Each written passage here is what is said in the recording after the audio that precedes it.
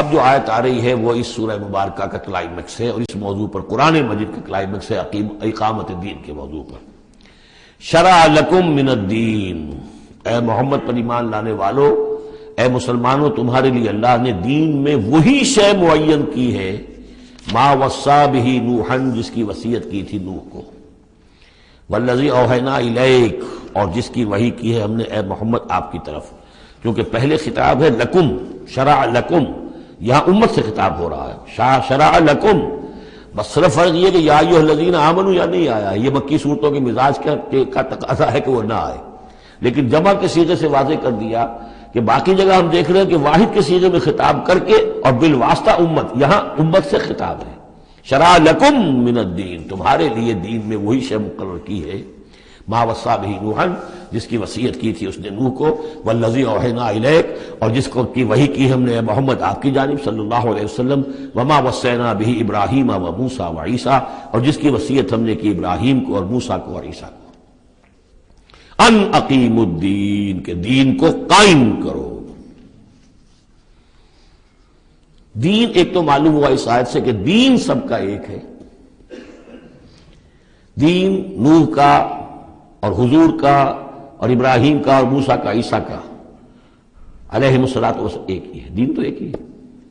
ان ھذہ امتکم امۃ واحدۃ وانا ربکم فاعبدون، دین تو ایک ہی ہے، شریعتیں مختلف ہیں لیکن دین کو قائم کرو۔ موسیٰ کے دور میں ان پر یہ فرض تھا کہ دین کو قائم کرو، اس کے لیے لڑو، جاؤ، جنگ کرو اور اس خطہ زمین کو حاصل کرو جس پر اللہ کا دین قائم کر سکو۔ تو صحیح سب کی یہی تھی، جد و جہد یہی تھی، توحید کا وہ تقاضا تھا کہ صرف انفرادی طور پر، اول تو یہ کہ صرف عقیدے میں نہیں، اپنے بھی عمل میں توحید جو ہے قبول کرو اور اختیار کرو، اور عمل میں بھی صرف انفرادی نہیں، اجتماعی توحید کو برپا کرنے کے لیے، قائم کرنے کی جد و جہد کرو۔ ان اقیموا الدین ولا تتفرقوا فیہ، دین میں تفرقے میں مبتلا نہ ہو جاؤ۔ الذین فرقوا دینہم، یہ ہم پڑھ چکے ہیں، دین کو پھاڑ دینا کہ زندگی کے ایک حصے میں اللہ کا حکم مانا جا رہا ہے، دوسرے حصے میں کسی اور کا مانا جا رہا ہے، یہ تفرقہ۔ یا دوسرا تفرقہ کہ آپ اختلاف کر سکتے ہیں کہ رفع یدین زیادہ ثابت ہے، میں کرتا ہوں، کسی کی رائے ہے کہ نہیں امام ابو حنیفہ کا موقف جو ہے وہ زیادہ صحیح ہے، وہ نہیں کرتا، کوئی حرج نہیں۔ لیکن دین میں، دین ایک ہے، دلیل ہوگی اللہ اور اس کے رسول کی، دین میں فرق نہیں ہے۔ وہ تو چاہے حنفی ہیں، مالکی ہیں، شافعی ہیں، حنبلی ہیں، سلفی ہیں، دین تو سب کا ایک ہے، اسلام۔ اسی طرح شریعت موسوی اور بھی کسی اور کی ہوگی، شریعت محمدی، دین سب کا ایک، اس میں تفرقہ نہیں ہونا چاہیے۔ دین کو قائم کرنے کی جد و جہد کرو، ولا تتفرقوا فیہ، دین میں تفرقہ نہ ہو۔ یہ ہے وہ اقامت دین کی فرضیت۔ اس میں چونکہ عام طور پر ترجمہ جو ہے شاید آپ کے پاس بھی ہو تو قائم رکھو دین کو کر دیا گیا ہے، وہ بھی صحیح ہے۔ دو ہی سچویشن ممکن ہے، یا تو دین قائم ہے تو اسے قائم رکھو، صحیح ہے۔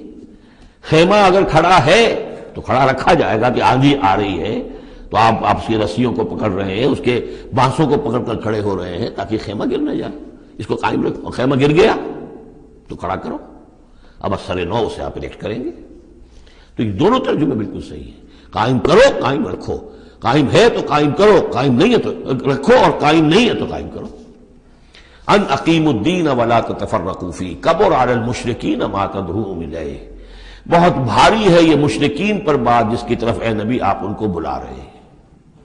انہوں نے تو زندگی تقسیم کی ہوئی ہے، جو خدا کا ہے وہ خدا کو دو، اور جو قیصر کا ہے وہ قیصر کو دو، حکومت کا ہے وہ حکومت کو دو، اور جو مولوی کا حق ہے وہ مولوی کو دو۔ اب یہ تقسیم ہے جس پر دنیا چل رہی ہے، اور اس پر اگر فرض کیجئے علماء بھی راضی ہو گئے، ٹھیک ہے، ہمیں تو جو کچھ ہے وہ مل ہی رہا ہے نا، تو وہ تو پھر گویا کہ اس دین کی طرف ہی ہو گئی۔ جس نے اس تقسیم کے اوپر اپنے دل کو مطمئن کر لیا، جس نے ریکنسائل کر لیا ذہناً اپنے آپ کو اس تقسیم کے ساتھ، اس کا پھر اللہ سے کوئی تعلق نہیں،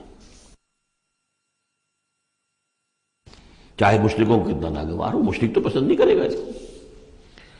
اللہ یجتبی الیہ من یشاء، اللہ جس کو چاہتا ہے اپنی طرف کھینچ لیتا ہے، ویہدی الیہ من ینیب، اور جو خود رجوع کرتا ہے اس سے وعدہ ہے اس کا کہ ہدایت دے گا۔ یہ اللہ کی شان ہے، اللہ کسی کو راہ چلتے کو بلا لیتا ہے۔ اس کو صوفیہ کہتے ہیں سالک مجذوب اور مجذوب سالک۔ کچھ لوگ ایسے ہوتے ہیں کہ جو بڑی محنت کرتے ہیں، مشقت کرتے ہیں، سلوک طے کر رہے ہیں، روحانی منزلیں طے کر رہے ہیں، پھر کہیں جا کر وہ ایسی جگہ پر پہنچے کہ وہ کہہ سکتے ہیں کہ ہاں آپ کسی مقام پر آ گئے ہیں، اللہ کا کوئی قرب حاصل ہو گیا۔ ایک وہ ہوتے ہیں جنہیں اللہ پہلے کھینچ کے اپنے قریب کر لیتا ہے پہلے، اور پھر وہ سلوک طے کرتے ہیں۔ تو کچھ لوگ اس قسم کے ہوتے ہیں۔ صدیقین جو ہیں وہ سالک مجذوب ہیں، شہداء جو ہیں وہ مجذوب سالک ہیں، کھینچ لیا حضرت عمر کو اللہ تعالیٰ نے۔ ان کے اپنے مزاج کی وہ کیفیت تھی نہیں، ان کو بالکل مزاج ہی اور تھا، ان کی دلچسپی ہی اور تھی، وہ تو کھینچ لیا۔